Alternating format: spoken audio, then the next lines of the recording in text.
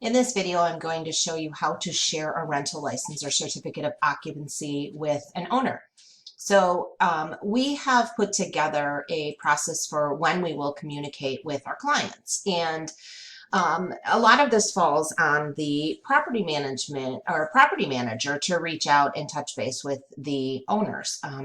But there is a way when rental licensing can provide some updated information to an owner, just to kind of let them know that we have their rental license, their property is compliant. And a lot of what we do gets done behind the scenes. The owner's not involved in it. So it's also a way to just remind them that we are working behind the scenes to make sure that their property is staying compliant with the village. And then they have this documentation to prove it. So here is how, as a rental license coordinator, you will be sharing a rental license with an owner. So when the rental license comes in, we'll use this 996 Palatine as an example. I'm going to actually download a copy and save that. And I'm going to go over to AppFolio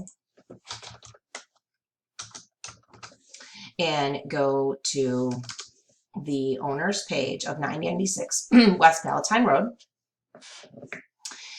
and scroll all the way down to the bottom. And there is a place here where you can upload a folder or a file. So I'm going to upload his certificate.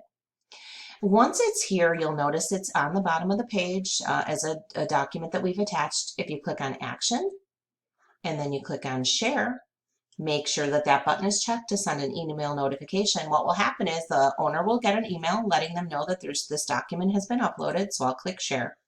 And I'll show you what it looks like in their owner portal. So when they click on View Owner Portal, it will actually be uploaded to the documents that they have here in their site. So if they need to refer back to it, it's here. And it's also just a reminder that we did handle this on their behalf. So very simple, takes 2 seconds.